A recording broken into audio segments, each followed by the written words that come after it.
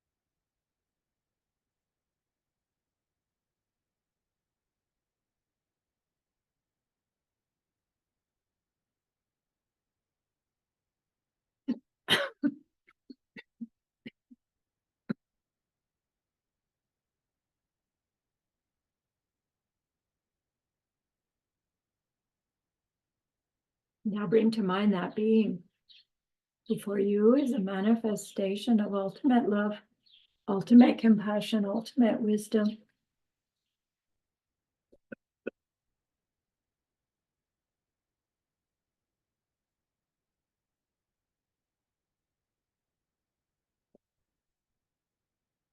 See them there with you, gazing at you with their unconditional love for you, smiling at you with their holy great compassion,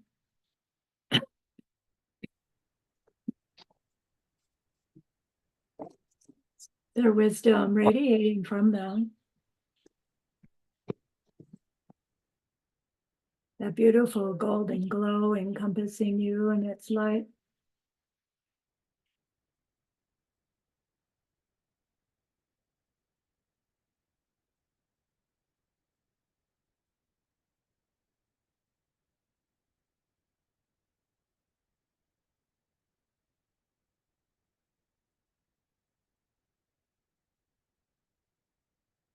And then we hear them say,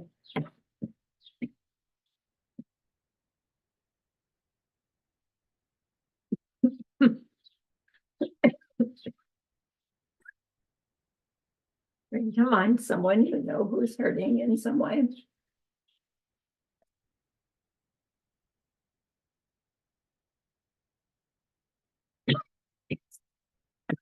Feel how much you would like to be able to help them.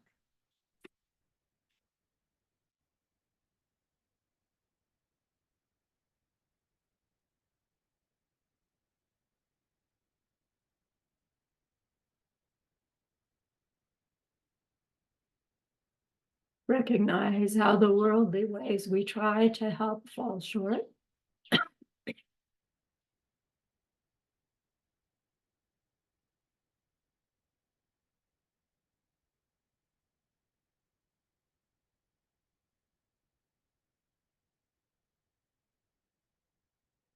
How wonderful it will be when we can also help them in some deep and ultimate way, a way through which they will go on to stop their distress forever.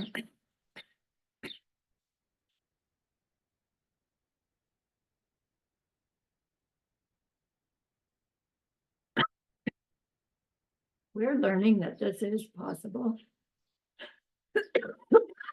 I'm so sorry.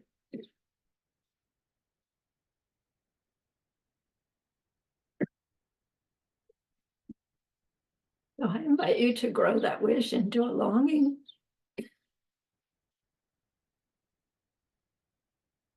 And that longing into an intention.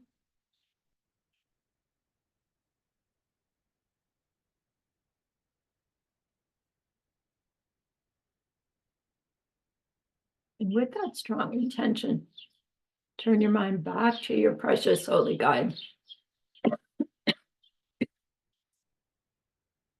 We know that they know what we need to know.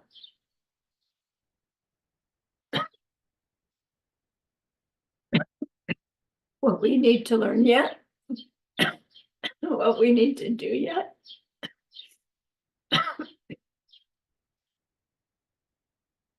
To become one who can help this other in this deep and ultimate way. And so we ask them, please, please teach us that.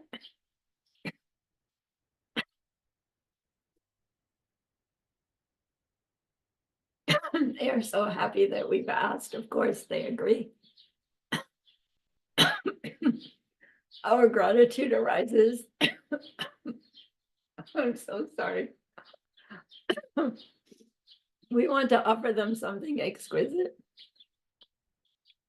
And so we think of the pure world they're teaching us how to create. We imagine we can hold it in our hands and we offer it to them, following it with our promise to practice what they teach us, using our refuge prayer. Here is the great earth, filled with fragrant incense and covered with the blanket of flowers. The great mountain, 4 lands, wearing the jewel of the sun and the moon. In my mind, I make them the paradise of a Buddha and offer it all to you. By this deed, may every living being experience the pure world. Idam Guru Ratna Mandalatam Niryatayami.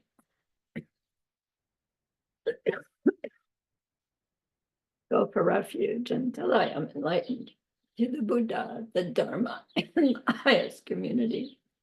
Through the merit that I do in sharing, that we do in sharing this investigation and the rest, may we reach Buddhahood for the sake of every living being.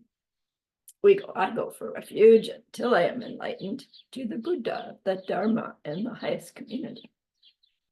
Through the merit that we do in this investigation and the rest, may we reach Buddhahood for the sake of every living being. I go for refuge until I am enlightened to the Buddha, the Dharma, and the highest community. Through the merit that we do in this investigation and the rest, may all beings reach their total enlightenment for the sake of all sentient beings. I'm so sorry, excuse me, one moment. Good, Mama.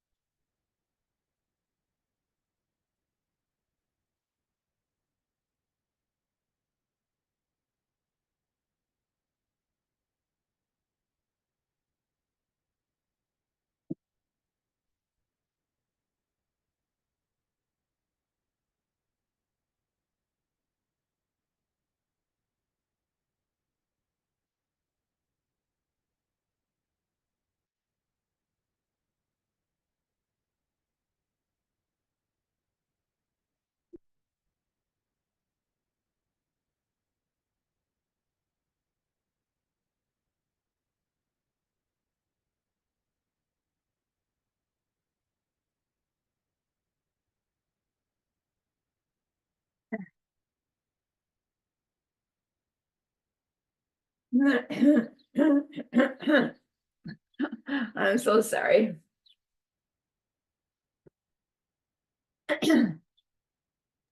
Bring warm water, teacher. Yes, I'm drinking. Thank you. I have to confess,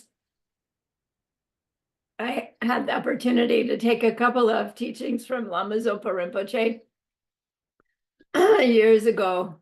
And it was before I knew any better, you know, and not in terms of taking a teaching, but poor Lama Zopa Rinpoche, right? His students manifested him in such a way that he'd say 3 words and he'd stop and you go for refuge. It just always sounded like he was like gagging up this mucus. And, my puny, awful mind was going, how can some holy being be out that, right? And it's just like, oh man, like fast forward a long time and forward, it's like, oh shoot, I've got it too. The triple berry pie is coming from us and the choking is coming from us. I know. You can knock it off anytime now. Thank you very much. As if we have the choice, right? And that's really what we're talking about in chapter 12. So like I orchestrated all of this, of course, not just being the vessel. So if your mind is annoyed, I am so sorry because I know what that feels like and I know what it brings to us later.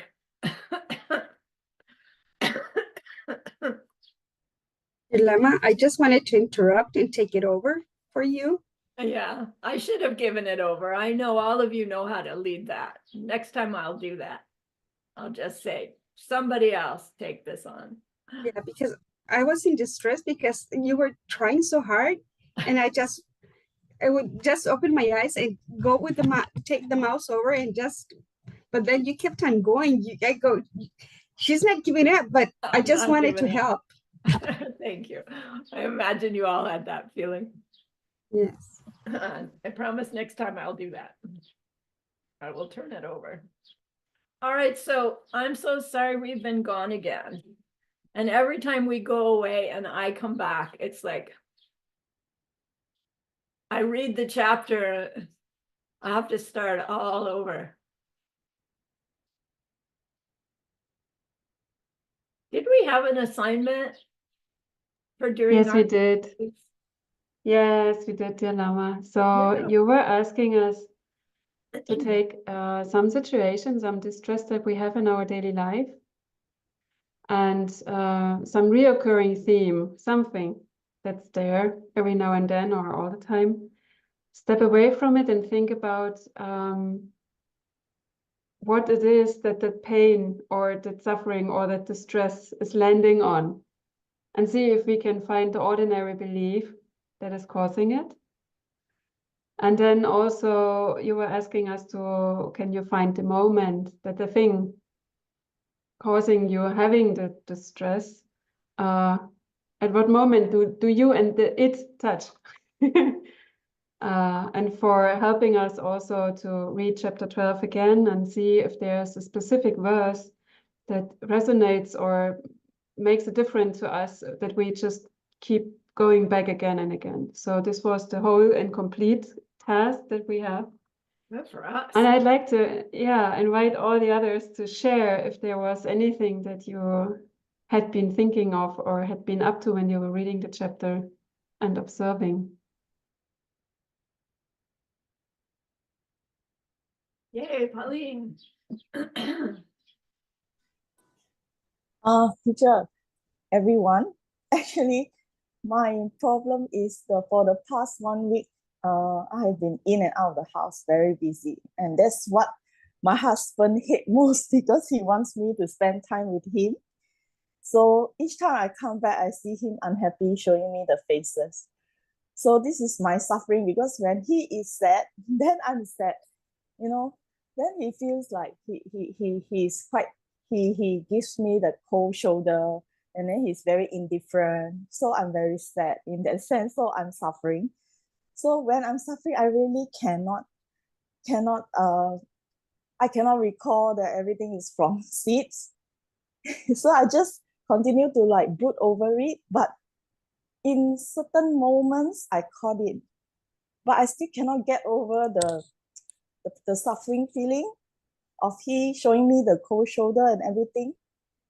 Yeah, so it's really difficult, I must say. Yeah, it's very, very difficult to catch. But I'm happy that certain instant I managed to remember that everything comes from me. But I just don't know what did I do to cause all this. And it's a recurring problem, actually, honestly. Yeah. So that's my sharing.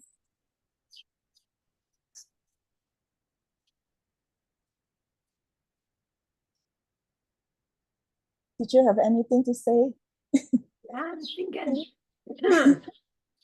Our task was chapter 12 is saying, does that suffering come from itself? Yeah. It's like 4.5.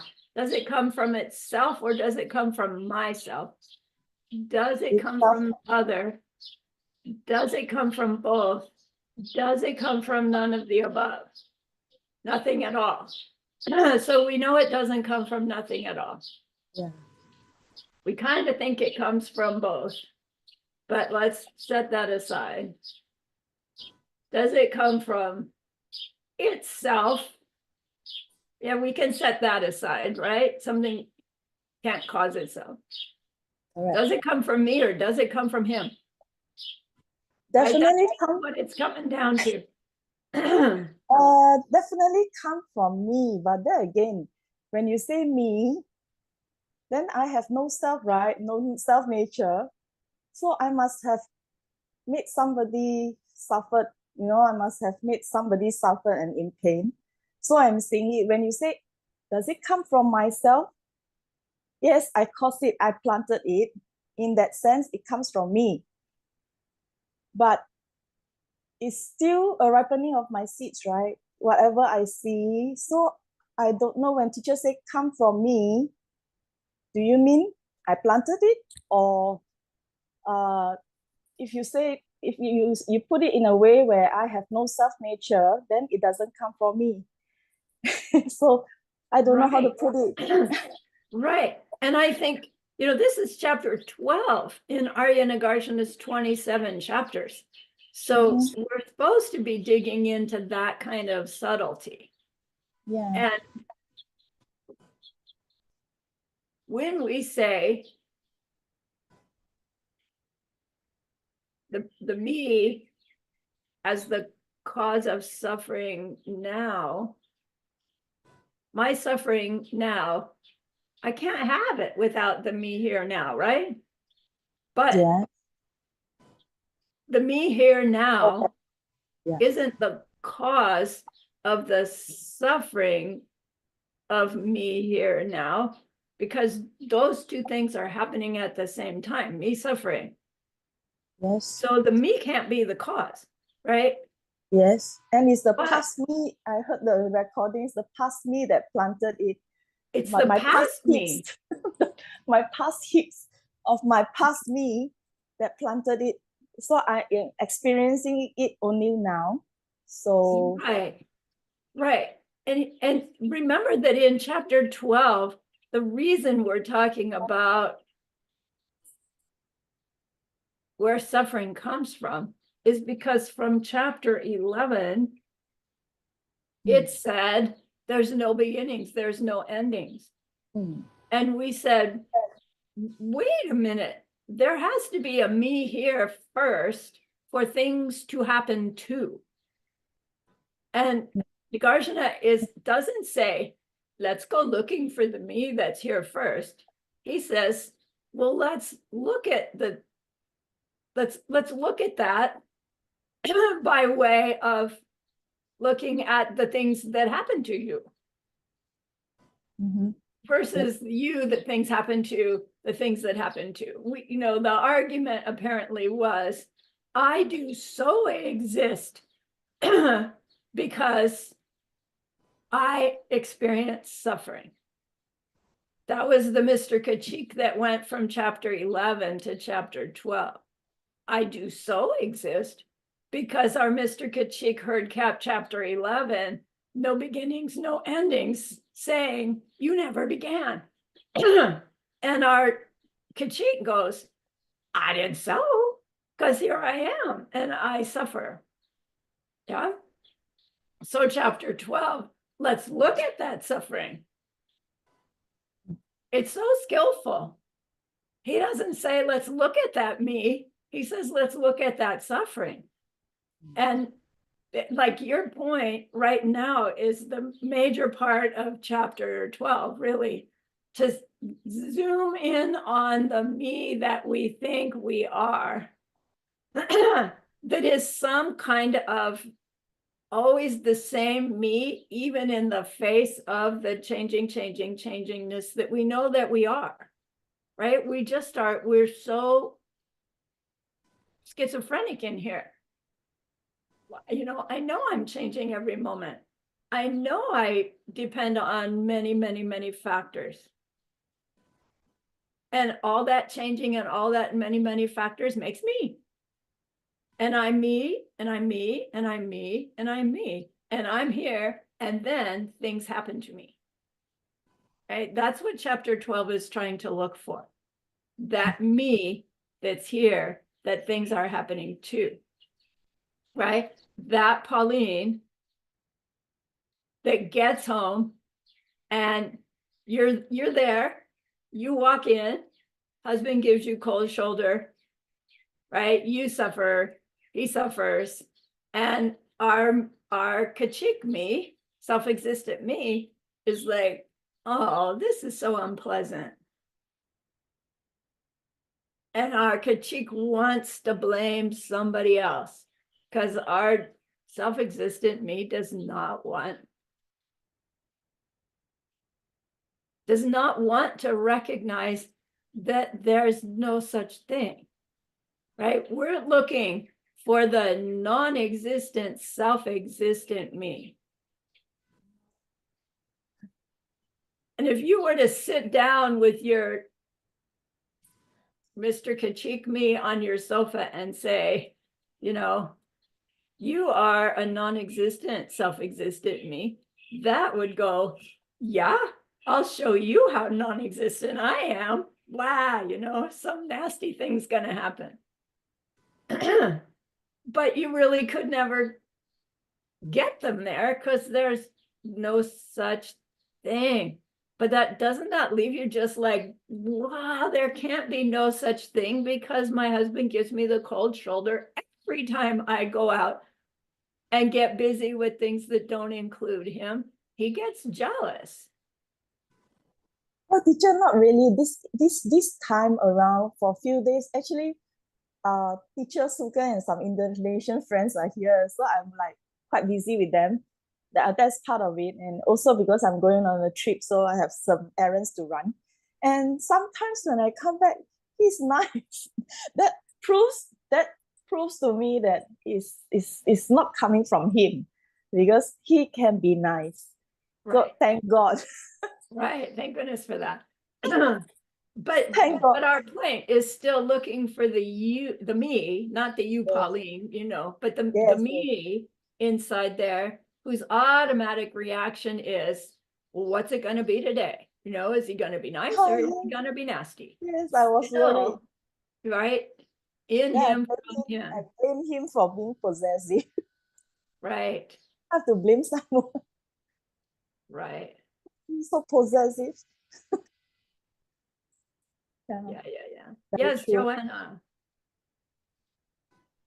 I had an interesting encountering because I felt that I bump on a wall with the old belief and the new belief thing. So I had a situation where I was blaming myself. So there's no one else to blame. I have a situation with my work, and I know it's coming from me, and we've gone through the logic. And when I read this chapter again, and was trying to think about it, I just encountered that I blame myself, and this old and new view, they are fighting inside of me. This new view that it's coming from me. So some past me has planted it. I cannot catch that me that has planted what I am experiencing now. So, and I know that during the past years that we've been studying the Dharma, I have been planting lots of different seeds that should ripen. So this old view says, see, you're doing it for a long time, it's not working yet. So now you have the situation. So can't you see, you should go the old way. Can't you see? You did a lot of things. You planted a lot of different seeds, yet you're having this situation. you can't have planted it. It's coming from somewhere else. You're the victim here, and you should go to some convenient, whatever, outside worldly ways to solve the situation. And it was interesting to catch her, because I know that when people meet me, they don't know anything about the situation. They don't see me suffering. They don't feel me suffering. It's only me. So I know it comes from me somehow. It has to do with me. And this to see that there's this kind of switch point where the new belief and the old belief seems to have this kind of fighting for its existence really hard. And this was new to me. And I was just wondering that I can use the logic, and I know it seeds, and I know we planned, and this is ripening, and so I have all these arguments. But this old view now really rattles on the gate. And it's like, can't you see? Can't you see? How long do you really want to try to keep that new stuff up? And that was interesting. So there's this kind of new point where it really tests me somehow. Which way you want to go? Yeah, yeah. And that is a suffering in itself, I have to say. So, but it was interesting, and I couldn't catch the old me. It's not there anymore. Logically, I know I must have planted it. I can't remember. I know a lot of things that I plan differently to see different results, but I don't have the results yet. So, and there's this in between mushy feeling that is really weird. Which way? Which way is winning over? Is there something else responsible for my situation? Yeah. That's a good sign. You know, our non-existent, self-existent me only comes out fighting when it's threatened. Mm. You know, ordinarily we skate along following its direction. And when it starts, you know, when we stop doing that, that's when it like comes out really Right. strong. You know, the angel devil Yeah. teachings. I admit I missed the one yesterday. I just forgot about it. But it's like such a great example about how sophisticated our self-existent me belief is. Nice. Anybody else? Only. Okay. Actually, this my colleague. Currently, I have to face it. You know, very interesting. And then, kind of like I know it's me. Because long time ago, I really accept it. It's coming from me. But when things happen, still can't control the emotions. Still can't control. You know. Then, on and off, I will argue back. You know. But then eventually, I have to like, cool down, and then, pulling me back. So it's kind of like, it's that particular moment, I try to observe it. That particular moment is really hard. Even though because I have been learning for long, and then I can accept it when things happen, it's still difficult, the emotion.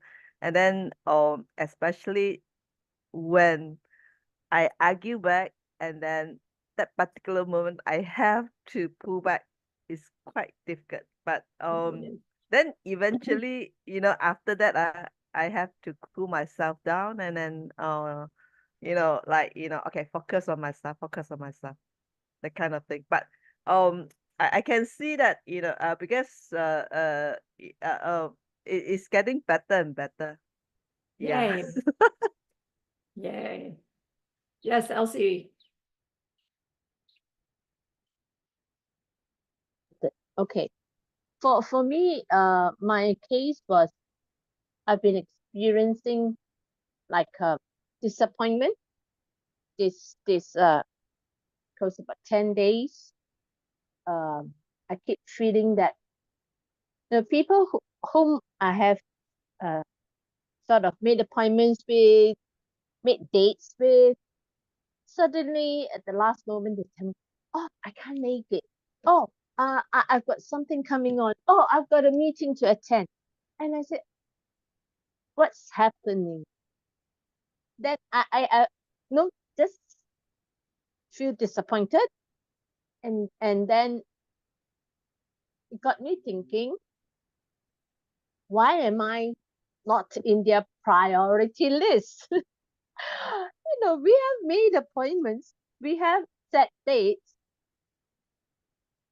Then when you set your next appointment, you should at least prioritize me, or you can call me back and ask, hey, I've got this thing coming up. Can we move our dates or what? No, and not just give me at the last moment.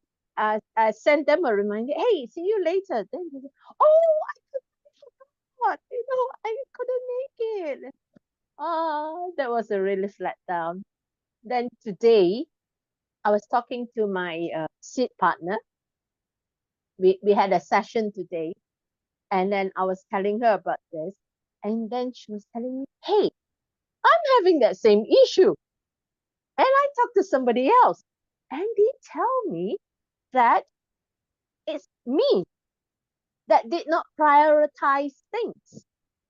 It's me that overlooked things.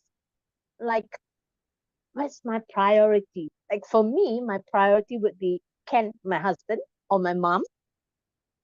But sometimes they are so we're so used to our way of life is that when they ask us to do something, or they ask for something, say, hang on, I'm doing something else. You hold on for a moment and let me get this done. And then after I finish this, it totally slipped my mind. I totally forget. Because it could look so unimportant. It's just, it could be maybe, hey, there's this interesting thing on the internet. You should come and have a look. I say, hey, hang on, I'm doing something else. So this friend of mine was telling me, you see, that's what's happened. That's why people kick you off the list. You lose your priority because you are not priority. And it is so subtle. It is The subtle. things are so subtle. Yes. Good. I tell you, I'm really, today, I was really stumped. No, oh God. The Good. things we do. Thank you for sharing, Roxana. Thank you, dear Lama. Thank you for sharing, everybody. It reminds me of certain things in my life as well. Thank you. Monday afternoon, I was translating one of the classes of the Mixnets, and all of a sudden, I heard an ambulance very close by. And I continued on. I thought something big has been going on here in the residential area for me to listen to it so close by. Then Mario walks in, and he just stands there, and I looked at him, and he goes, are you done? I go, no. I said, I'm not done. Are you almost finished? And I go, no. And I just muted the microphone. I said, did something bad happen? And he just said, yes, something bad happened. And then I go, but his face was pale. And I said, what happened? The lawyer, our neighbor next door, he just died. He's my age. Yeah. But what? And I just had to excuse myself because I just couldn't continue translating. And I just went over downstairs, and both of us just walked to our neighbor's house. And well, you just can imagine, he ate his food very well. Everything was going well. They even took a nap together, him and his wife. And all of a sudden, he dies. And just walking to that scene of suffering makes you realize what Geshe-la always says, this could be your last day. And they only have one daughter, Francia. She was there.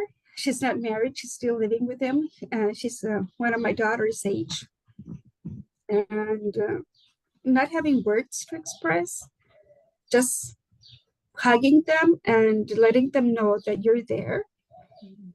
And just waiting then for a forensic to come over and all the paperwork, and then seeing, I mean, just from here, from my house, we were seeing everything that was happening because we wanted to intrude during those moments.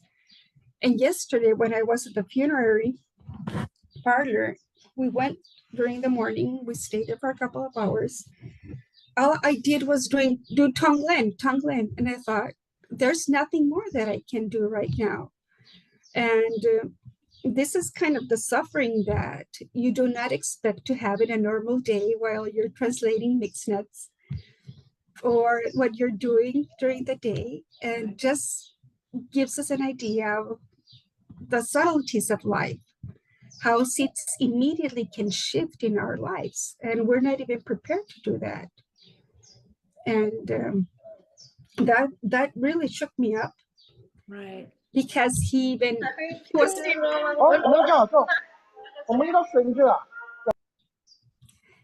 so. And you know, in you know, feeling all the emotions, you know, that must have been and still going on, you know, having been in some similar situation, that kind of powerful suffering strengthens our me, right? Our misperceived me, doesn't it? It's like, if I were the wife or the daughter, you know, I know how right twisted my heart is feeling, and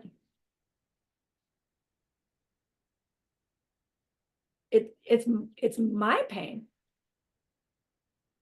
that I'm dealing with. It strengthens my me, right? That's what chapter 12 is saying, right? Our belief that our suffering proves our existence is that belief is perpetuated with every suffering we experience. And that's why chapter 12 is investigating suffering, investigating the me that's suffering. But I certainly hope the conclusion of chapter 12 is not going to make us into cold robots, you know, to go next door in the midst of that suffering and say, you know, this just proves that there's no self-existent you. Like, that would not be helpful. And yet, you know, hopefully our own processing that whole situation will help us recognize more clearly the no self nature of me, other, everything that happens, so that we can outflow instead of react, right? Respond instead of react, right? And you certainly did and are. But it's interesting to use a situation like that to say, does this situation help show me my wrong belief, or does it help show me my correct belief? And of course, it will do both if we use it that way. Yeah. We say, Kachik says, I do so exist because suffering happens to me. And Arya Nagarjuna is right gonna help us get, I hope, to the conclusion. It's like suffering exists because I think I do so exist. But then the conclusion of that is, oh, then that means I don't really exist at all. And that's the wrong conclusion. I guess it's the identity, right? That we Right, give how do we things. get there? Yeah. To identify with the no self nature of me. And it's empty. Empty, empty, empty, empty, empty, and constantly present. Like my So own phrase is fading. changing moment by moment, but never non-existent. What am I if I'm changing moment by moment, but never non-existent? Right. Right? Where's the me? It's the process, right? That's It's why just you're the process potential. happening, right? Dependent origination, profound dependence. I prefer that term because the profound is the empty nature and the dependence is the appearing. And, you know, when we can be in that smooth, ever-changingness reality of subject-object interaction, we're creating. And then it's not even so much about conscious planting. It's because the experience includes the response, and the response is the planting. But until that, like the way we respond is the 10 good deeds. We're not in that space yet. If we're having to choose a response, right? This or this, this or this, this or this, this or this is still coming from the wrong belief, right? Like Joanna was recognizing. When we really have it clear, it's not even about choosing. It's like this constant it will be outflowing the highest response at any given moment that we can do for everybody. Ideal, right? Ideal. Not, I mean, we can reach it when things are going nicely, but as soon as things go wrong, right, that collapses, and we go back to what about me? Right? What about me? As you say, dear Lama, they do strengthen us in so many ways. Right. Like, for example, just being there in that scene, I go, oh, I don't want to take for granted my husband.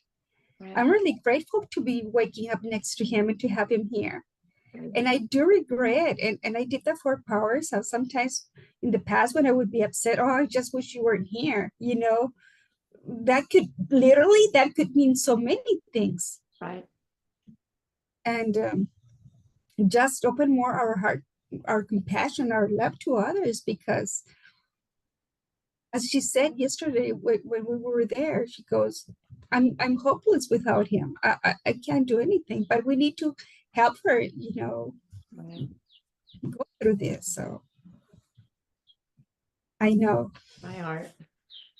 And it's happening everywhere, right? Your neighbor is close Yes. to you. But also yesterday and today that I was doing my offerings in my altar, I said, oh, please speed this up. I just want to take everyone's suffering away. I mean, I just want to do that. It's Right. painful. It hurts. Right. Yes, Kung Lee.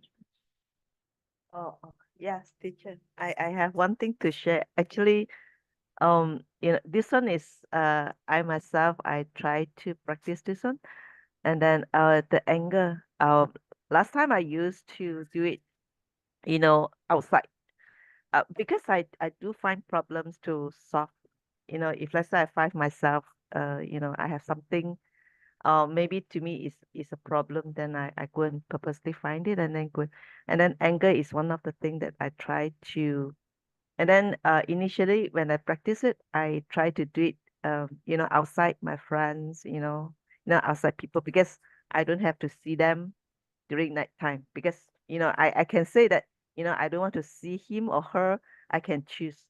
Then eventually when, you know, when I kind of like, you know, a period of time, and then I find myself getting better. Then I try to practice it on my family member. And then the first member I tried to do it is my father, because I last time I see him, he's kind of nagging. Sometimes I feel like irritating. And then I tried it on him. And then initially when I find him nagging, and then I have kind of like a response to his nagging, then I asked him, you want to sit here? Okay, you sit here, I go the other side, you know, another side. And then after a period of time, the same situations, I don't give response to that.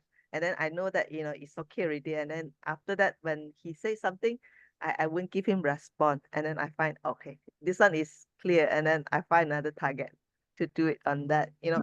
So, and then to me, it's the same situations, and I find the conclusion, the same situations, if let's say I don't have the seat, then I won't give response, you know. Right. If let's say I still have, yeah. So I find it's kind of interesting to do that. Yeah.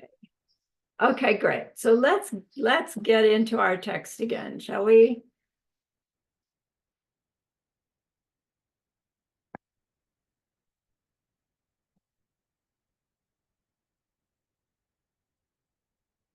Oh, look, I have both of them at the same time.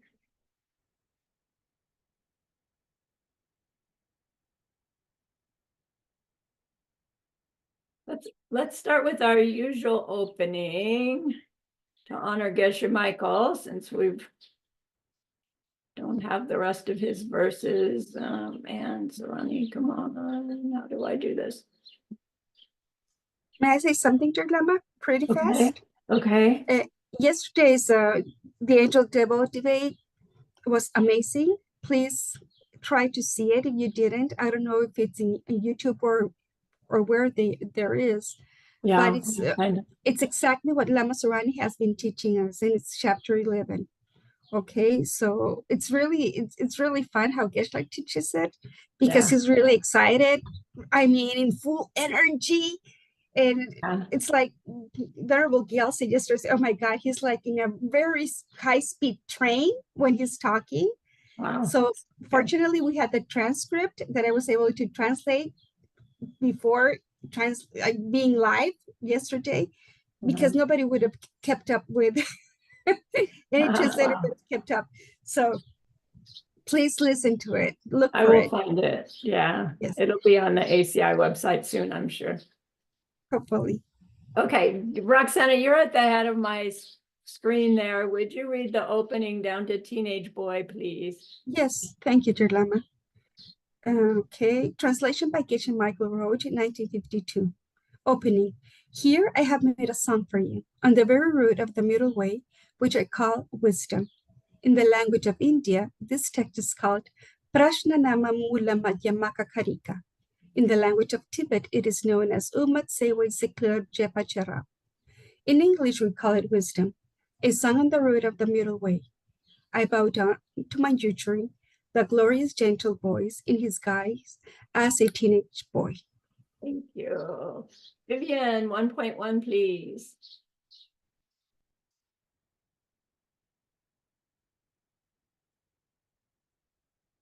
Vivian.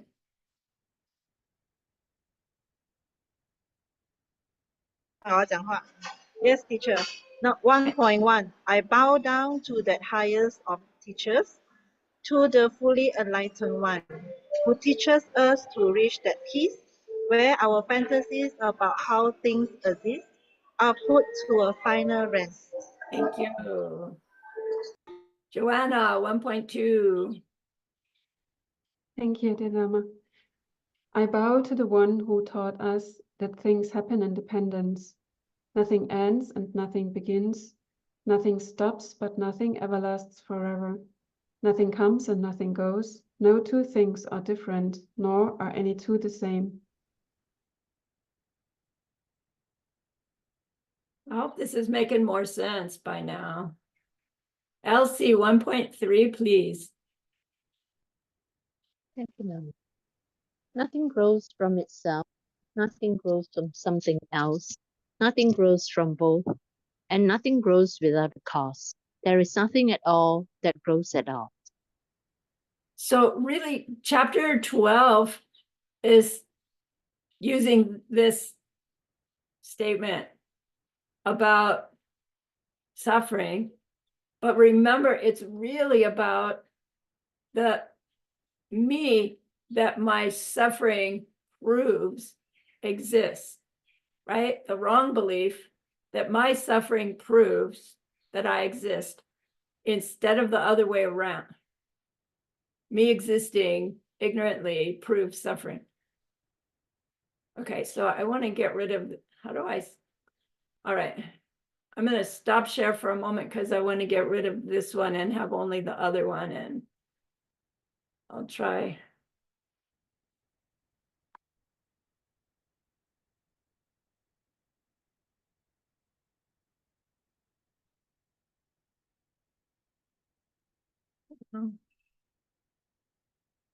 Wait.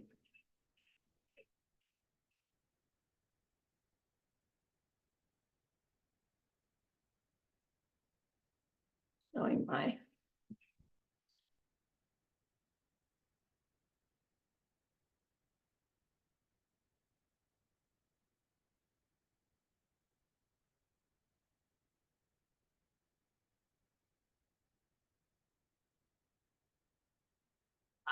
I think I did it.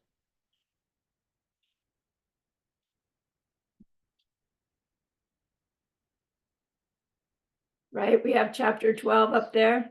Okay, thank you.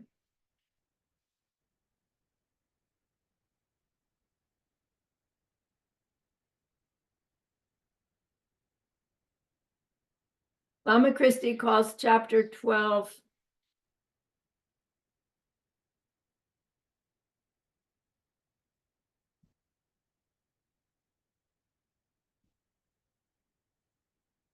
analysis of suffering, but suffering caused by itself or caused by another? Why are we looking at suffering? Because we think my suffering proves that there's a me there first before the suffering happens. Why are we clinging to a me there first? Because chapter 11 said there's no me there first. Did chapter 11 say there's no me there first? No, not really. What did chapter 11 say? No beginning, no end. No beginning, no endings. Not at all? Not from their own side. Not from their own side. Things begin and things end all the time, but not in the way we think.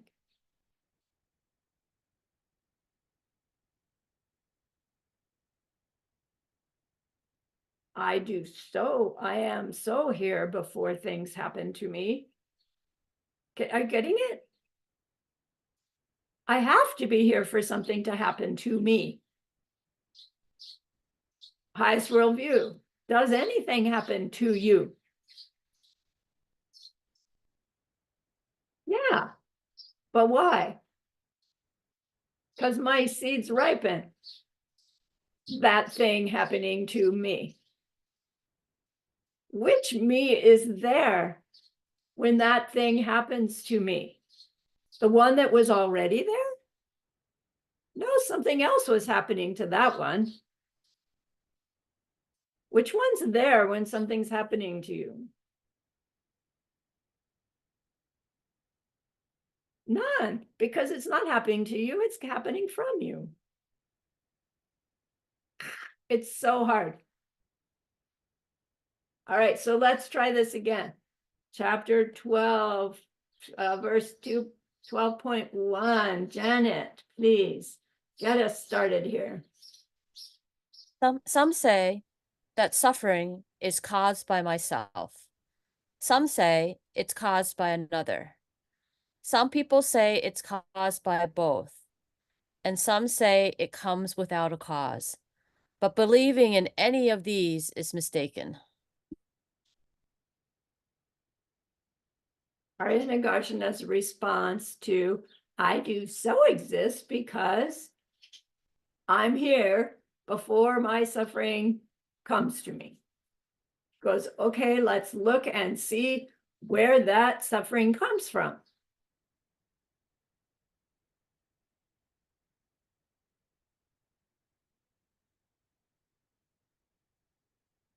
But really, we're looking for where the me that's there before. We're looking for the proof that my suffering means that me is there before it happens. It's hard to hold that in these verses because we get focused on where does suffering come from.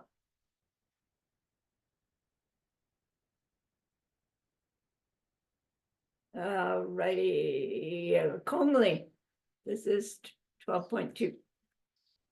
Oh, okay. Thank you, teacher. If it were something caused by myself, it would not have arisen dependently, since these hits have come from those. It's,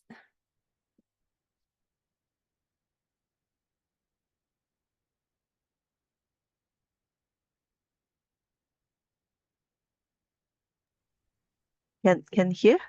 yeah, I'm just trying to think Oh, how to okay. approach this. This is really a difficult verse.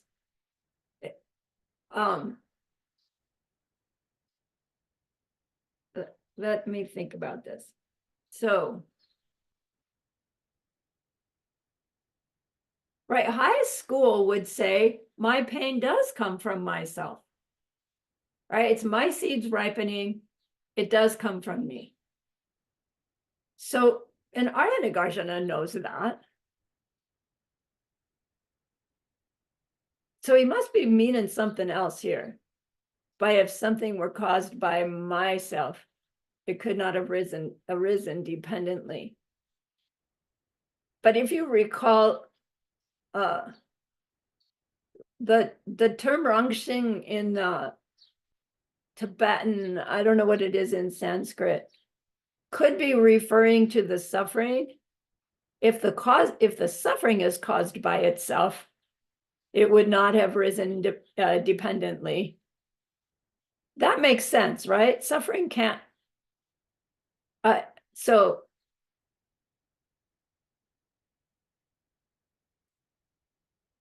yeah. The suffering of Pauline's husband giving her the cold shoulder doesn't come from like itself. The situation, it doesn't have an itself. There's the components of subject, object, interaction between. There's no cold shoulder pain itself. So that one's easy to see. It has to come from something, some situation that sets it off. But when you say the rangxing refers to the subject, does the subject cause their suffering? Higher worldview would say yes. But Arya Nagarjuna is saying when we say, is my suffering caused by myself? What he means is the me in the moment of suffering causing the suffering? The me in the moment is experiencing the suffering, but did the me in the moment make the suffering? Are we the cause of the suffering? Yes, Janet.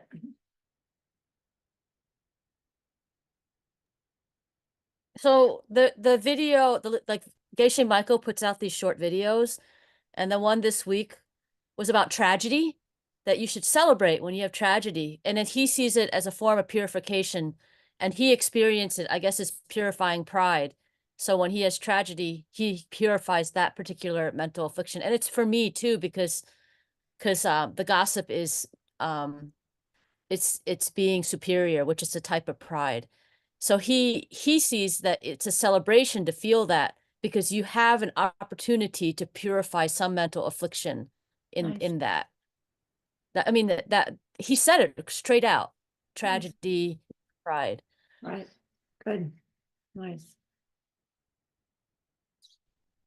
In cause and effect, worldly cause and effect, can a cause bring its effect at simultaneous? Can a cause and a result be happening simultaneously and be cause and result relationship? Even worldly? No. There has to be, at least a split second where the cause makes the result. And then remember back earlier chapters 3 and 7, not that I know them so well, but I have it written down. We're about, but look, is turning the key in the ignition of the car the cause of the car starting before the car starts? No, it's not the cause of the starting of the car until the car has started. And then the turning the key was the cause. But you don't keep turning the key to keep the car running. It makes that awful grinding noise, right? We've probably all done it. You just set the cause to making the result. And as long as you continue to have the cause for the result, you have the result. And when you no longer have sufficient cause for the result ends. But you never have the cause and the result happening simultaneously.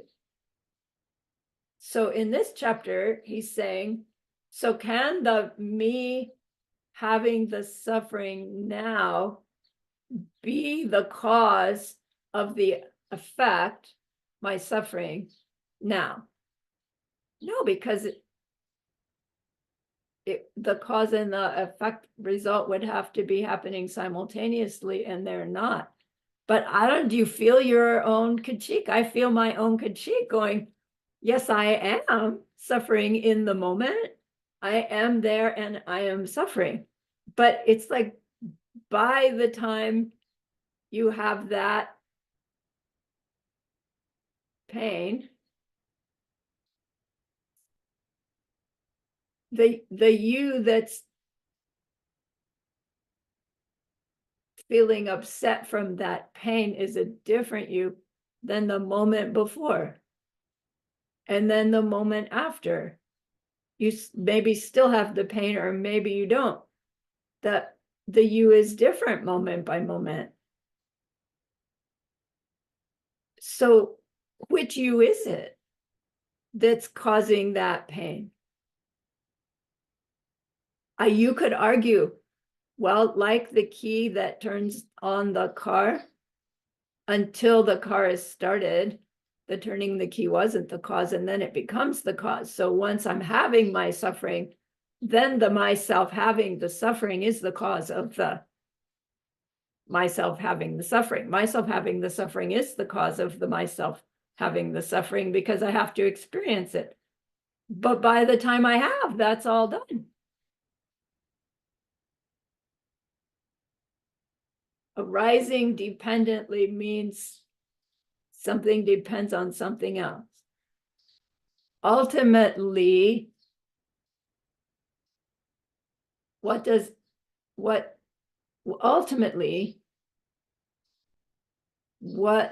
everything depend upon?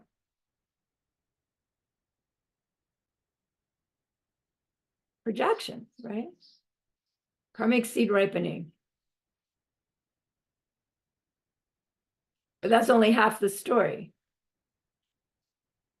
The empty nature of subject-object interaction between getting a identity, subject-object interaction between happening. Language fails. If suffering were something caused by myself in the moment of the suffering, it could not have arisen dependently because cause and result would be happening at the same time. I can't be the cause and the result of the me suffering. But his argument is because these heaps have come from those. Form, feeling, ability to discriminate between things, all the other factors that make me up, and all the different kinds of awareness that I possess. We studied those. Each one comes from something similar of its own type. And now I just lost my train of thought. The me that's experiencing the suffering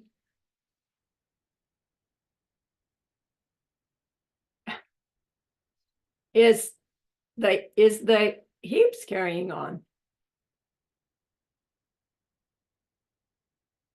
It seems to me there are like hundreds of different becauses he could have used in this phrase. Why did he use, since the heaps have come from those?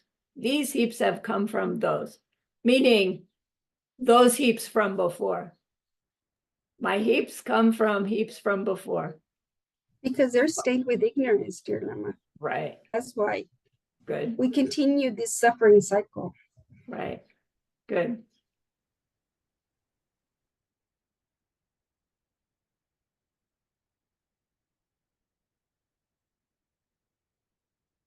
All right, then let's go on.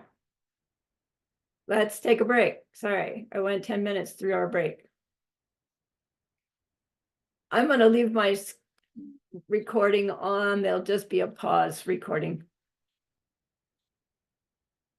So please get refreshed. Can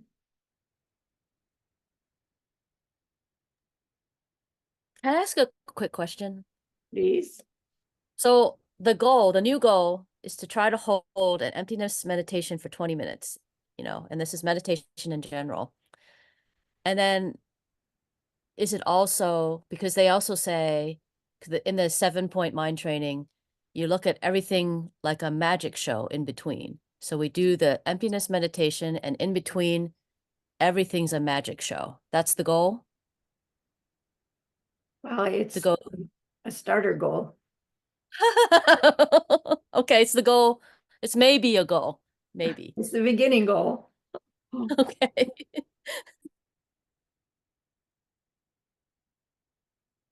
And a way that will help your emptiness meditation be effective is trying to do the everything's a magic show while you're out of meditation. Yeah, well, the world is so bizarre. That's not very hard. Right. It is so bizarre.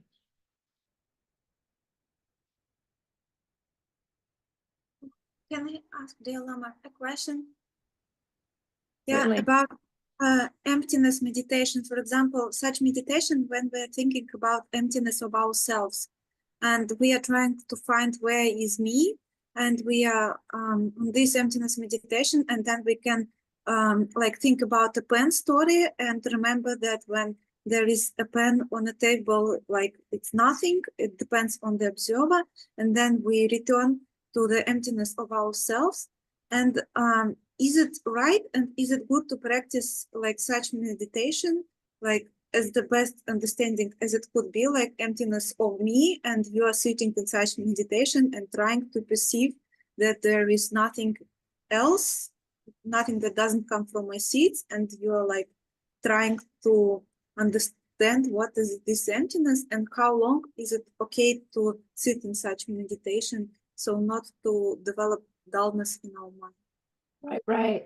So the task would be to find some sequence of analysis regarding your own self-nature. Go through that analysis to come to your conclusion. Know me like that. Which leaves this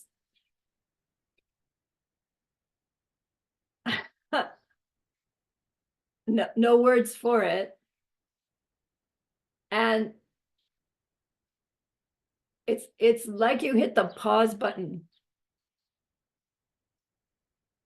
And you want to stay alert and like enjoyable in that pause. You know, my own experience is I reach the pause, and then the inner words are, this is how I'm going to describe that to somebody someday. And then it's like, oh, lost it. Go back, get it again. It's like this sequence, and then it all starts up again, and you do it again. Read it. And then something starts. It will kick you out of it. You just do it again and again and again for whatever time your meditation is. The reaching that pause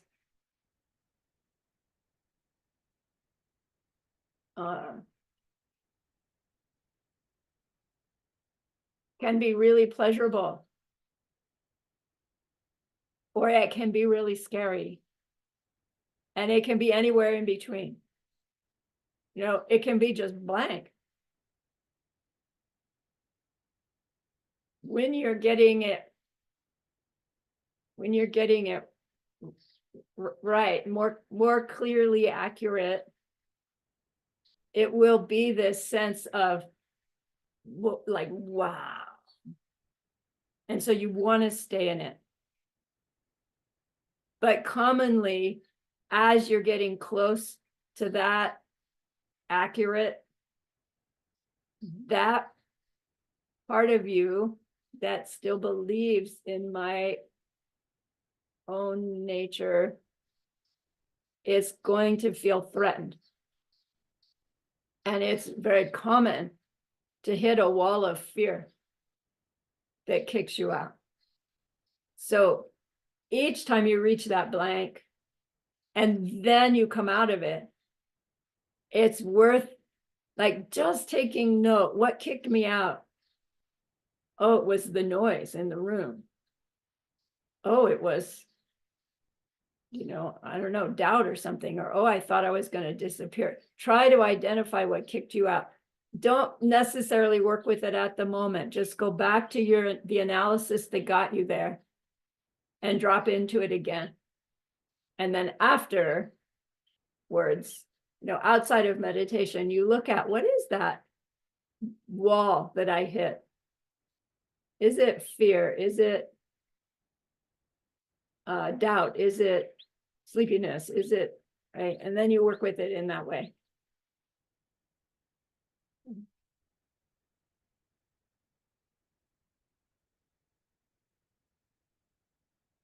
All right, let's go on.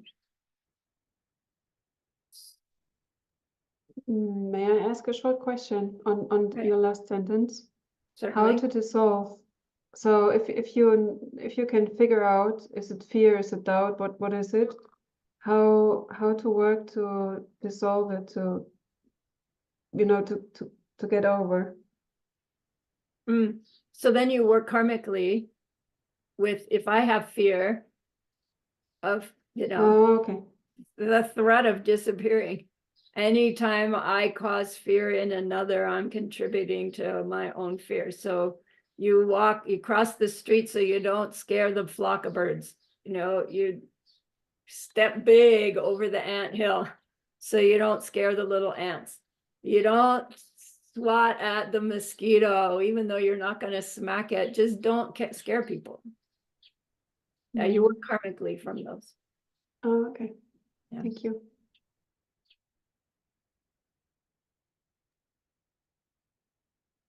I might have a question, but it's Okay. kind of bugging my mind.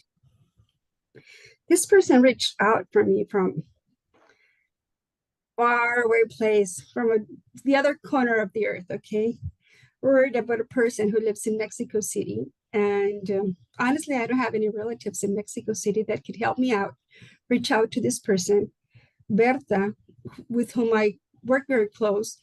She has her own parents, 90, almost 100 years old, and her mom with Alzheimer's and all that. She doesn't have the time to. Yeah. So I said, well, all I can do is if you give me his card, I can deposit money and make things a little bit smoother for that person, because Mexico City is over 15 million people. It's a big city. It's not easy to find someone there, and so on. So she sent me his credit card, but I went over to deposit his cards from a certain bank that they didn't allow me to make that deposit. They don't accept those credit cards for those banks, okay? So I thought, well, I tried my best to help that person, but either I didn't have the karma to help him, or he didn't have the karma to receive my money or anybody's money. Right. So it's like I tried, but my effort didn't ripen.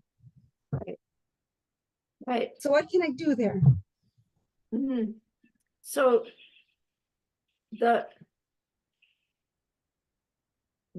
you planted a good seed in your intention, and your action could not come to fruition.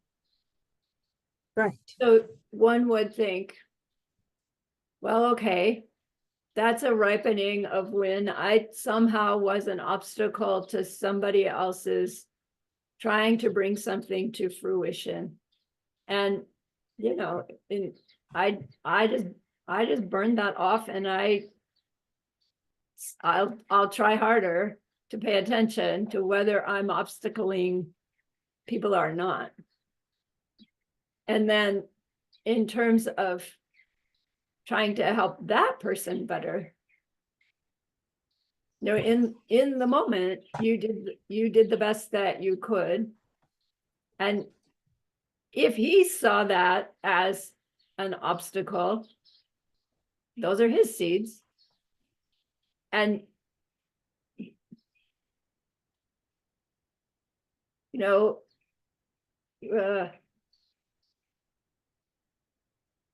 depending on how that person got to you and to what extent their background, it maybe would be appropriate to say,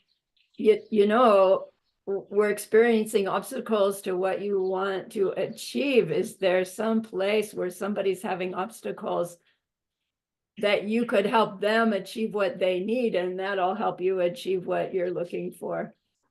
But that's probably the best I can do for you from my side. Yeah, because it's hard. It's really hard, because from my home, people think that because I'm in Mexico, things are very close by, but I'm up north, Right.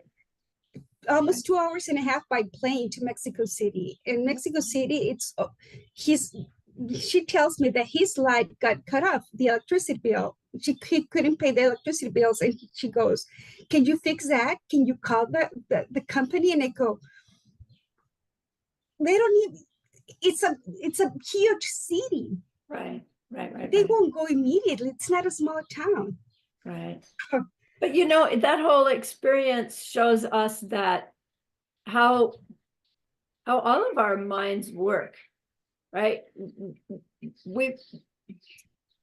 We just, right, we understand that our circumstance, I'm here, that's far away, I really have no influence over that. Just because I'm Mexican doesn't mean, right, I have any influence over Mexico City, right? I'm Arizonan. I don't have any contact or influence in somebody in Washington, D.C., but somebody from elsewhere would see me as an American and would just think, wow, I can take care of everything American, as I would think of somebody, right, in Germany, you have access of all of Germany, and anything that's going wrong that I need Germany's help, I would come to you, right? Our own minds are thinking the same way. We don't realize what we're asking of somebody when we ask something of them. And the lesson is, think about it. Think about what you're asking someone to do for you. If someone asked you to do the same for them, would you be able to do it? Or are we putting people in positions of not being able to help, wanting to be able to help, and not being able to help? Are we contributing to their frustration and suffering? That's how I Not felt. don't ask, but think hard. Put yourself in the other person's position. And would I want to be asked this? If your answer is yes, then ask that other person. If your answer is like, oh, maybe I want to be more careful or more specific or less specific, or, you know, that exchanging self and others practice helps a lot before you write that email, right? Before you make that request. Right. Because that's how I feel right now. I mean, I have so much work to do, and I know I need to get it done. And the hours of the days are not, I get up so early because that's my priority, to get things done in translation. And then I ask the Buddhas, and I go, should I do this or should I go that? And literally they said, just focus on the task at hand. Right. That means leave everything else aside. Right. Because that's your priority. Finish ACI 13. Right. So, and then I get, bombed. Like, can you do this? Can you do? Right. And then I go, Mexico City, over 15 million people. How can I find this man? And she It goes, is still a bodhisattva activity to be requested of something and to say, I'm so sorry, but I am not the one to help you. okay. Right? That is not breaking a bodhisattva vow Oh, that thank you. says I failed to help somebody. Thank you. Thank you, Right. Julia. Because I did try. Honest, I did try. Right. Thank you. Janet, you had something earlier. Two things. Right. So it's the ordinary bodhicitta versus the ultimate bodhicitta. Right. And just wishing and purifying your karmic seeds. Perhaps someone else has already helped him. We don't know. Right. And then the giving, you're giving, and I mean, I was told you're not to be kind to someone just to receive positive seeds and be able to do receive an emptiness teaching, but to be kind in general. But then when you know that you need the seeds to really make change, like we don't have enough seeds to finish this the way we started with Geshe Michael, and we'd actually prefer to do it that way. We don't know what to do, but it's coming from our seeds. So, and then the situation is coming from our seeds, and the 12-step people say you don't have to be the one. If your loved one is at a bar, you don't have to go and try to find them. You don't have to be the one. And if they drink themselves to death, you don't have to be the one to rescue them. You can only work on what you have to work on. And if you don't have enough seeds with the ultimate bodhicitta, well, then you have to kind of ask yourself, well, how can you get more seeds? I mean, I don't talk to my parents, so that's the easy one right there. I could be kind to a high object, and I'm not supposed to do that. I'm supposed to be kind to everyone. This is what got me into this mess to begin with. But then I know that this is going on. I'm doing this because I know it's going. It's not. I'm not doing this out of ignorance, because ignorance is bliss, and I'm just nice to everyone. And then everything will work out. I know I have a serious problem. We have a serious problem. We don't have enough seeds to receive this teaching. Right. What are we gonna do? We have to get more seeds. We Right. were naughty. And then the second thing was, I guess you don't have this person's address, or else you would have. But it's Father's Day in America. I mean, you just put the gift card in the Father's Day card and you mail it to him. But we don't have his address, I guess. That's why that can't happen. But, I would think it's a simple giving. There's a holiday related to fathers coming up, and he gets this gift anonymously for Father's Day. Sweet. Nice idea. I don't know. Now, I could try go to a bank and deposit the money. I could do that. But here it takes about 2 hours of my morning time. You don't want to and just get a gift maybe card from it's- like it's- Walmart. You just want to get the card and just send it to him and be done with it. You know, the mailing system here, it's not good. It would, for sure, it would take him 3 or 4 months to get there. Oh. So it's not an accurate system for me to mail something, okay? So I would have to either go to a bank, deposit the money, make a wait in line, but it's 2 hours of my time of translating. Yeah. And I don't know, I just I'll went just say, yesterday. it's an interesting situation because if it were somebody you know, right? If it were your daughter, that doesn't matter how long, right? But Right. it's somebody you don't know from Adam. And I mean, it's all reflection on how this samsara is mistaken, that we even need to have priorities in that way. Lama, but you know what really got to me this? You know why I don't make the waiting line?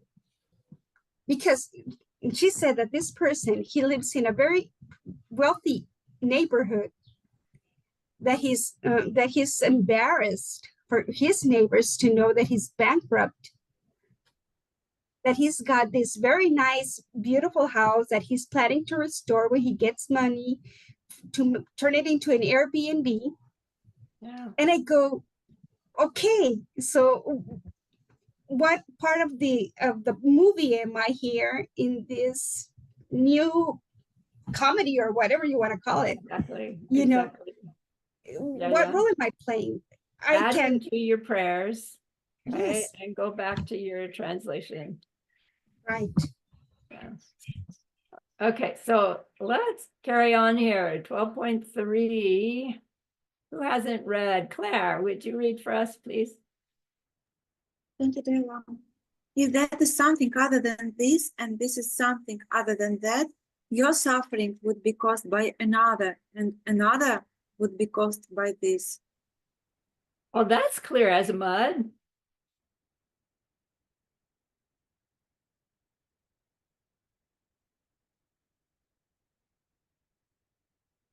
So that and this means, right? That and this. Here's that. Here's this. Right, is what this is trying to say. Or you could even say the that and the this. Right, which I think is probably more pertinent to what this chapter is trying to do. So if the that is my suffering and the this is the me, if my suffering is other than me and the me is other than the suffering, then my suffering would have to be caused by another, like something else. And another would have to be caused by this. How does that go? If my suffering is not me, and me is something other than my suffering, then my suffering has to come from somebody else. Is that true? It's all their fault. Right, I'm with you. It is all their fault.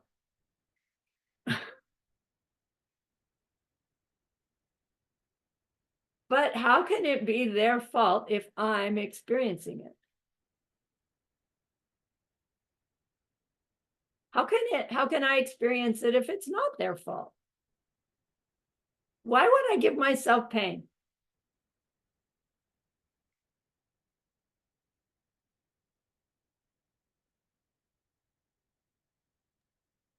Because you gave somebody else pain. Because you're So, ignorant. right, because of my mistake, right? My I would give myself pain misunderstandings, by mistake. my big, huge misunderstandings. big, huge misunderstanding. So is he saying, I am my suffering?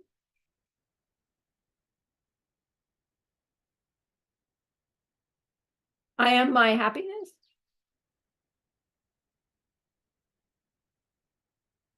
If you're your happiness, then you would never be sad, or you would never be lonely, or you would only be your happiness. Right, Like a so rock. I'm something that experiences happiness. I'm something that experiences suffering. So see, I have to be there before those things come to me. You're all supposed to be going, no.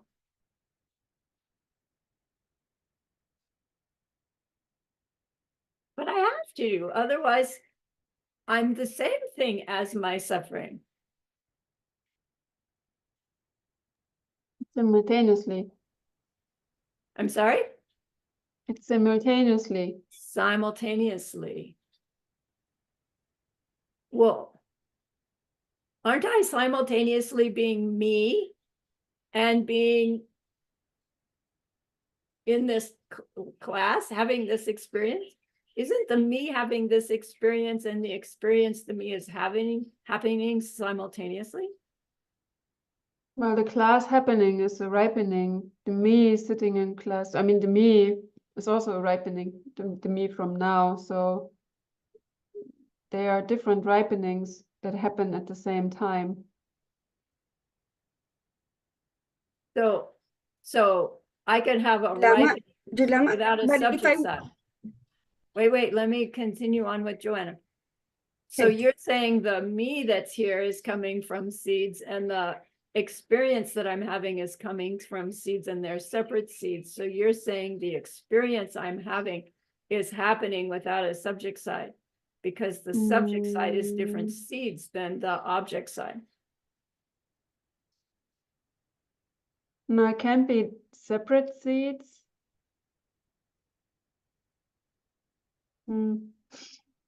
Right, there's the subject-object interaction between and every seed ripening, right? Yeah. So the subject-object interaction between ripening in the moment, the subject object are not cause and effect relationship, because they're coming out of the same seed. They're happening simultaneously.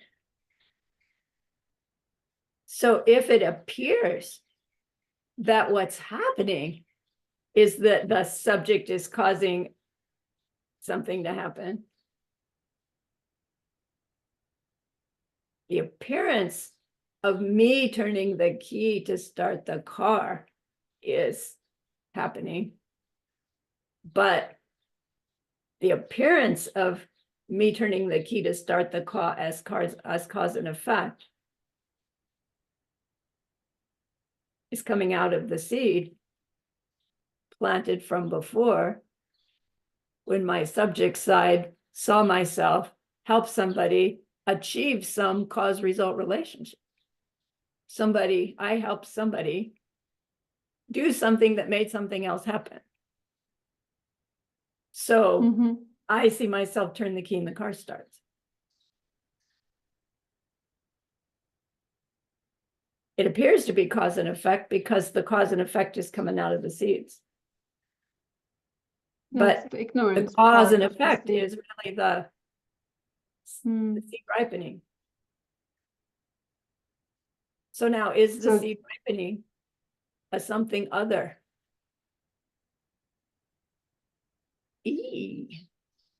Doesn't there have to be a me that has these seeds flowing out of it?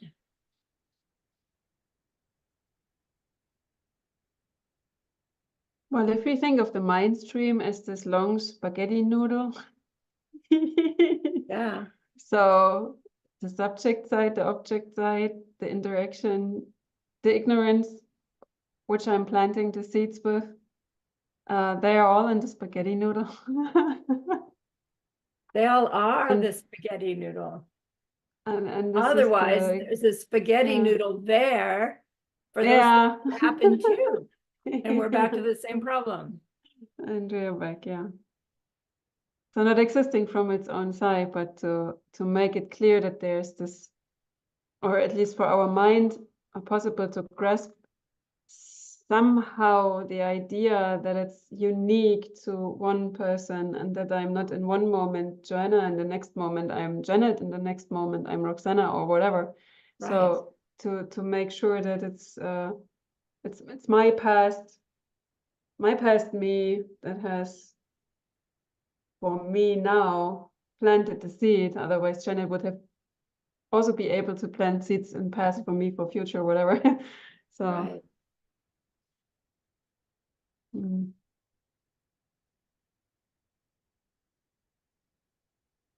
We were all doing a teaching in some past life, and now we're all here doing it Yes. all over again. Yes. Thank you very much. My suffering would be caused by another, and another would be caused by this. So if my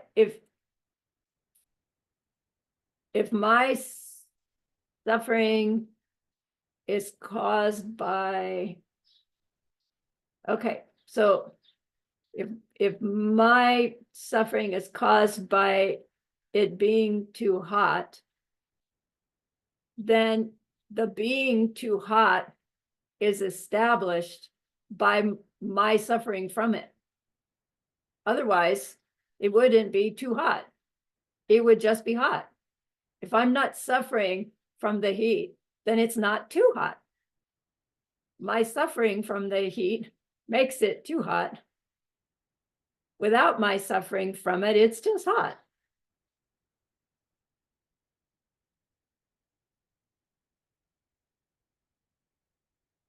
But I'm still saying the hot just cranks up, a couple of degrees, and then it's too hot.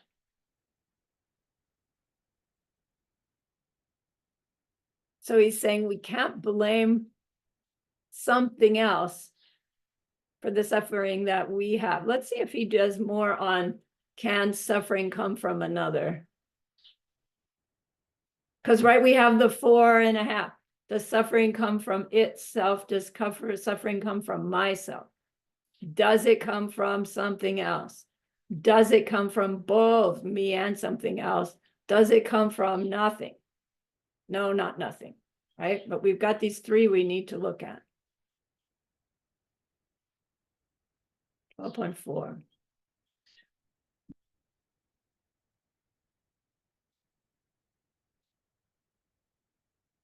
Huh.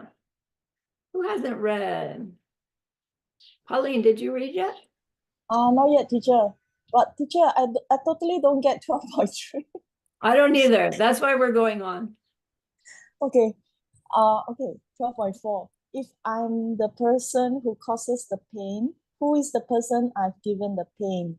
What could there be besides pain?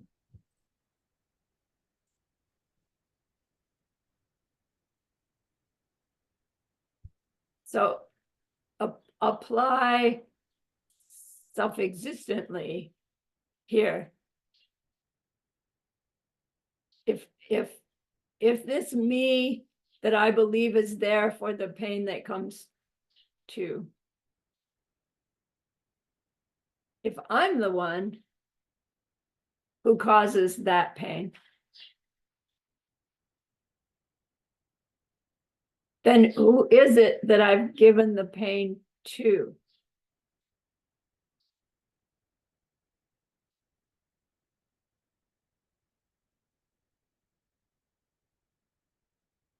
What could there be besides pain? So that's pointing out that the ramification of our wrong belief of me causing my own pain, which I don't think we have that wrong belief, but if we did, it would mean that the pain could never change. Why would a self-existent me making self-existent pain be a pain that could never change? This one, 2 days ago when I was writing this class, it's like, oh yeah, I get it, but now I can't get it back. If I'm the person who causes the pain, Who is the pain? Who is the person I've given the pain? So even when we think, highest worldview, I am the one who gave me this pain because I planted the seeds for it before. So put yourself in the seat of the you that planted the seeds for, the knee pain that you have. And then put yourself into this person who's having the knee pain. Are they the same person? No, they're the subject side within your seeds. But are you the same as the you when you were 4 years old or 16 lifetimes ago when you hurt somebody's knees? No, you're not the same. You're not the same 2 moments in a row. So how can we say I'm the one who causes the pain? Which I? And then if there is an I that causes pain, why would it have to be true then that that pain could never end? Because we're saying that I never ends, that me is the same moment by moment. If the me doesn't change, how can my pain ever change?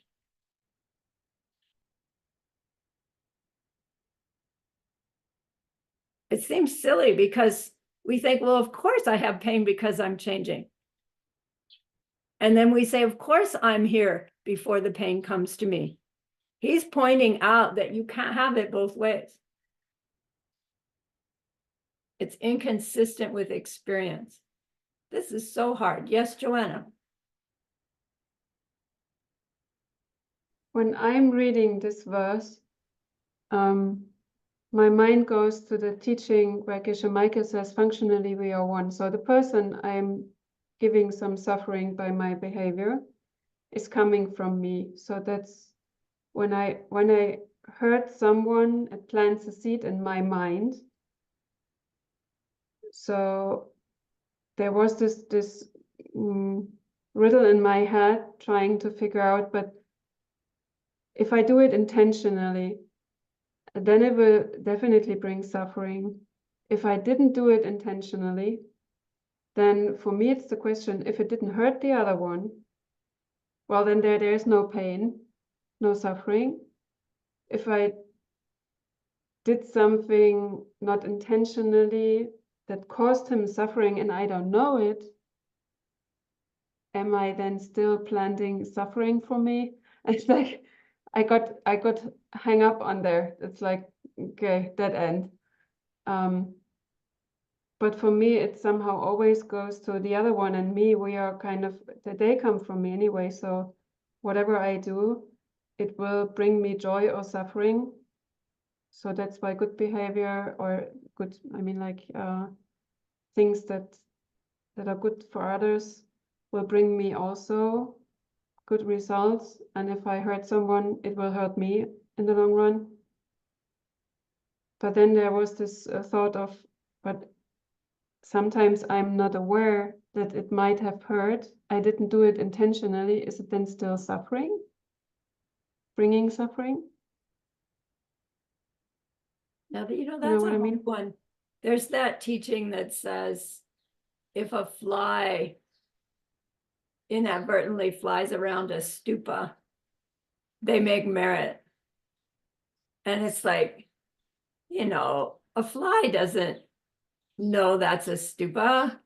How can that be merit? Because there's nothing in the stupa from its own side that, and yet that's a very literal teaching, they say. I still haven't figured it out. Then there's the one that says, a few moments of anger at a bodhisattva ruin our store of virtue, and we don't know who is a bodhisattva or not. Also, it's like, wait a minute.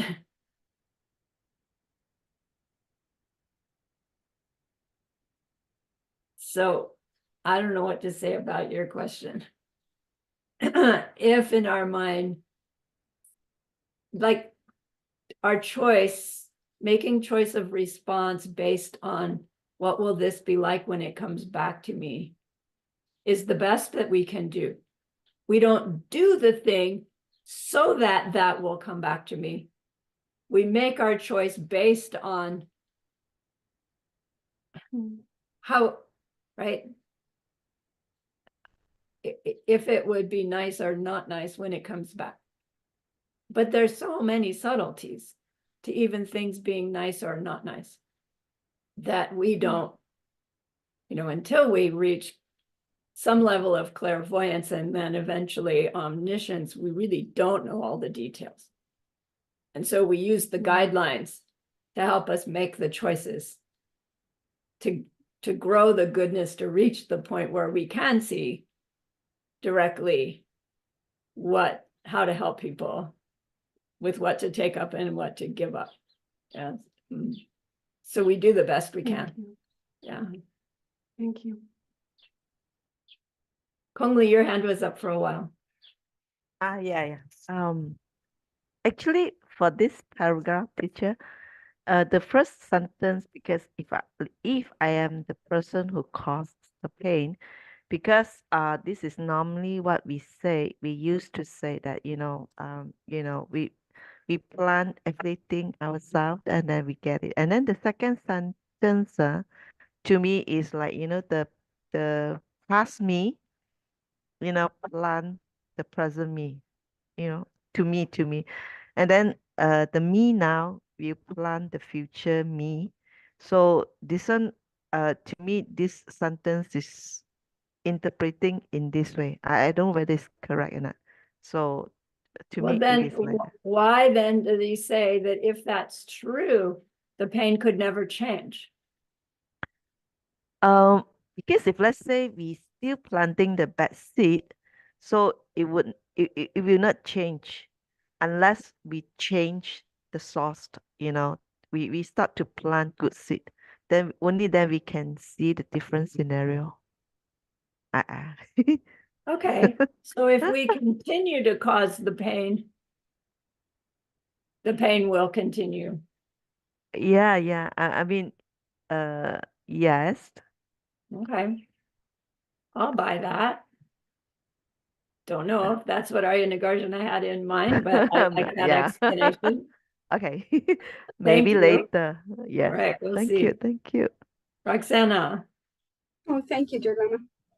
Now, regarding with Joanna, when I was listening to what she was sharing, I was thinking that it's our main motivation what will plant those seeds. If we do things without the intention of having somebody suffer or with the with the least intent of seeing them sad or whatever, we won't ripen those seeds in our lives. At least I don't think so, because our motivation was different of sharing something that would make them happy or whatever. And I was recalling yesterday, Gesla said that we talk and talk and talk, but if we talk ignorantly, in an ignorant way, that continues to pile up and pile up and pile up in our world. So, but he also said, well, is our mind a changing thing or an unchanging thing? Well, of course, it's changing. So for me, that's something that gives me a lot of a very positive overview of my world, because I can change those piles of ignorance and turn them into wisdom just by being here and just by listening and trying my best to have a more clear understanding of where seeds are coming and how my seeds are being ripened and what kind of seeds I'm continue to plant. I guess that's a big hooray for everybody because we're trying. And thank you, Lama, for helping us.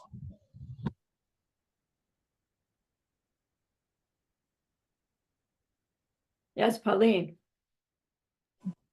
Teacher, for 12.4, could it be if I'm the person who causes the pain, meaning to say I causes someone pain, so I planted the seed last time to cause the pain now for me, but we are still thinking there is a self-existing me, so that's why the pain is ongoing. That's why there is a self-existing pain, so the pain can never stop. So that's the reason why. What could there be besides pain?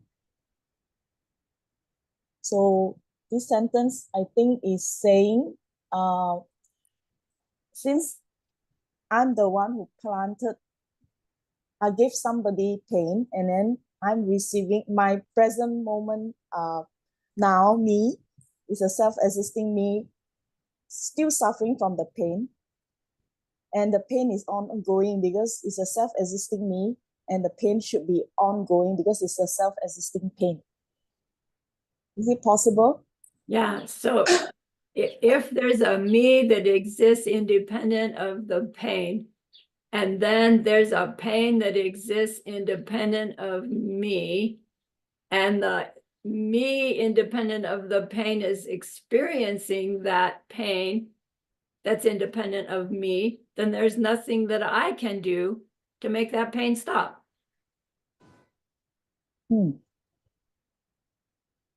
So we had said there has to be a me here for things to happen too.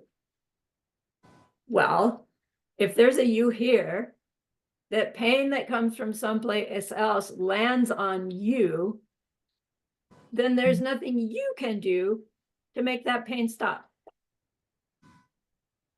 If it's true that there's a you that pain lands on.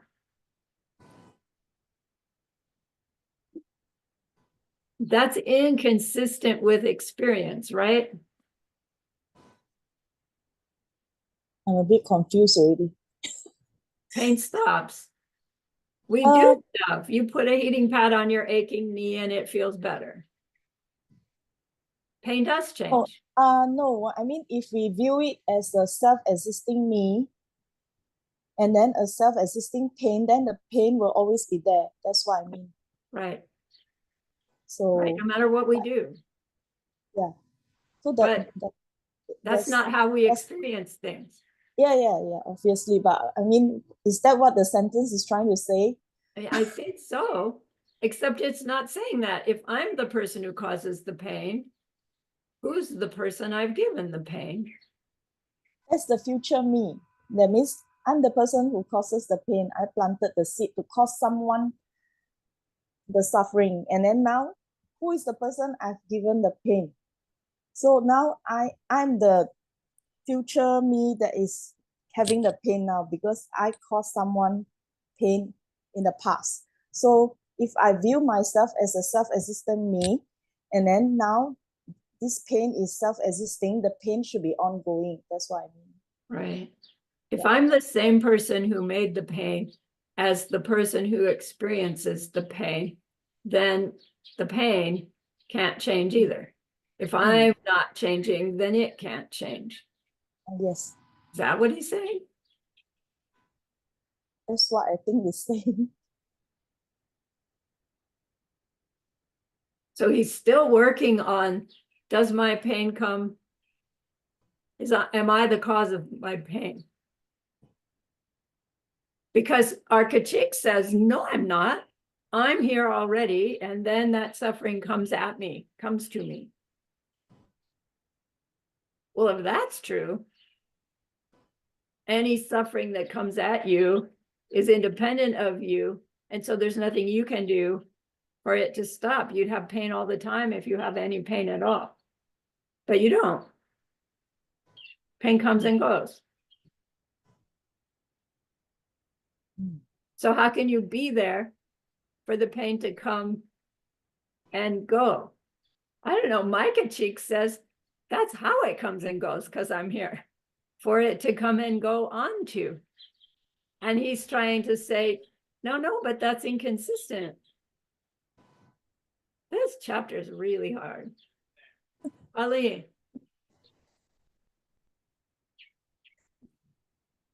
I don't even understand 12.3. I'm going on to 12.5. We've got Okay. 3 minutes. Okay. We'll do this again next week. Okay. Oh, Elsie, would you read for us, please? Okay, Lama. If the pain comes from someone else, how could the pain that another has caused me be anything else but pain? This means all those other chapters were about the pain that me. Is the pain caused by the pain, or does the pain do I cause the pain?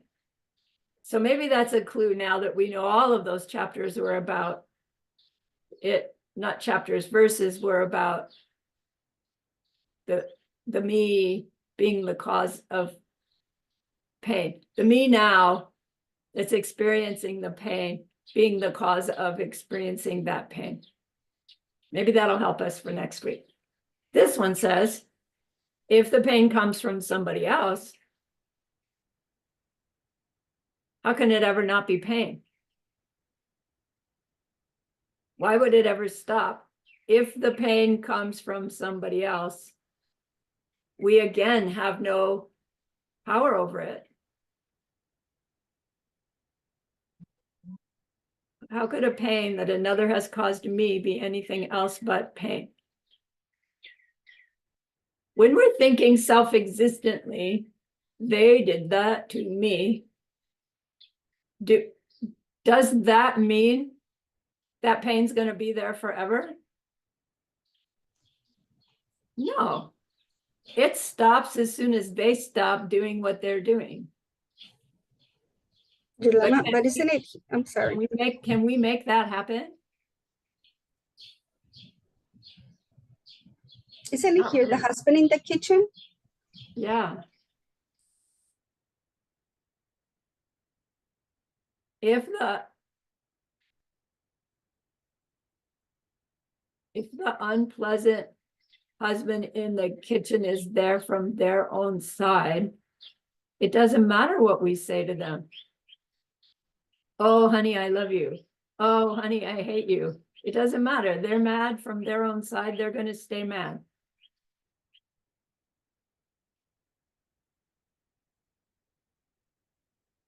But is that consistent with experience? Does the husband stay mad? When we say something nice, do they get madder? Like sometimes, right? When we say something nasty, do they get happy? Sometimes.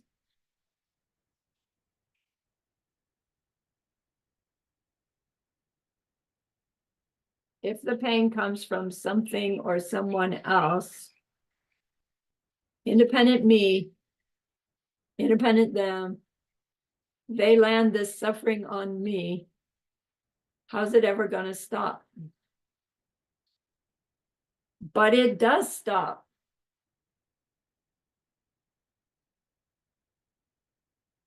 So the implication is our belief that they did that to me is mistaken because our pain stops. Can you get that logic? I can. Ignorantly, you kick them out. Who do you kick out? Husband, because you're saying, they did that to me. They did that to me. So Right. you're just Ignorantly, you want to- complaining. Right. So ignorantly, you would kick them out. But with wisdom, you would hang there. I mean, I would stay there and I would say, oh, so what did I do in the past? How can I fix this? Right. How can I change my seats? Right. Geshe Michael says, run to the bathroom and yell at the person in the mirror. You stupid. But it's like, that's not even right either, right? Because that was not, the one in the mirror is not the one that did the stupid thing. It's gone by, so it's all gone. She's gone. Okay. Or he's gone. Our time is up. let's spend the week looking at those first 4 verses. Shall we?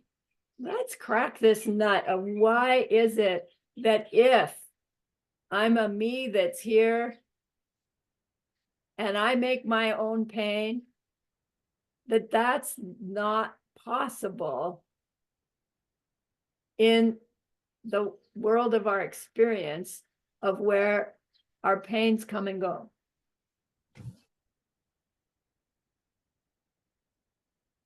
How is it that if we cause our own pain, pain would have to be there always?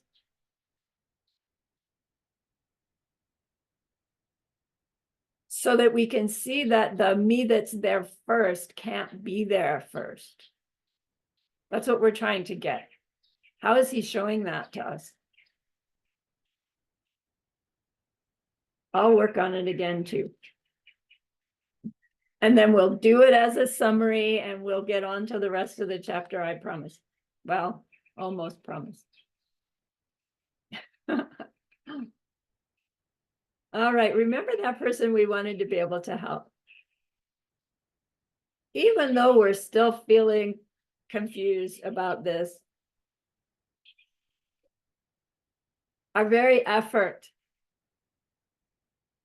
to understand is already putting in motion something that will help that other in that deep and ultimate way.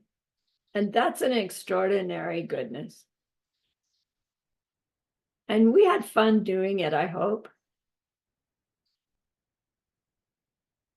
And so think of this goodness, be happy with yourself, and think of this goodness like a beautiful glowing gemstone that you can hold in your hands.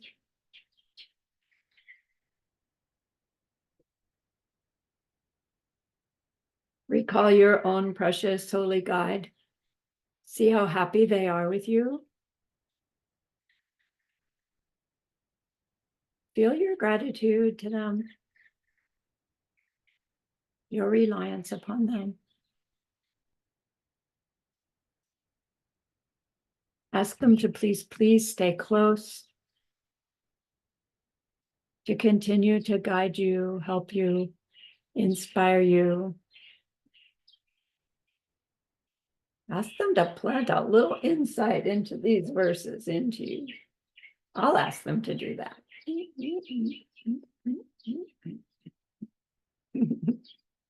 And then offer them this gemstone of goodness.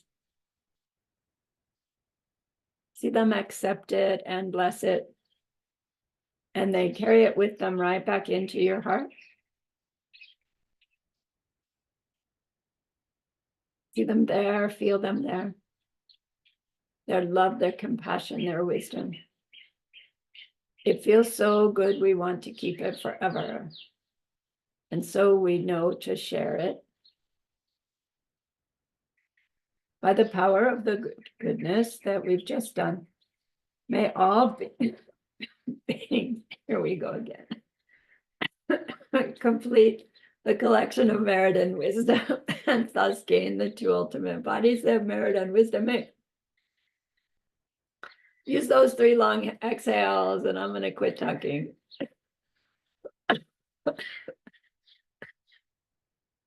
And share them with those who need it the most right now. Thank you, Roxana. All right, my dears, thank you so much. This class is so fun. Yeah, I love it. Thank you. And I love you Thank more, you Lama. for teaching. Thank you. I love you all. Bye-bye. Have a great day. Love you. Bye. You Bye-bye. too. Bye-bye. Bye bye, everyone.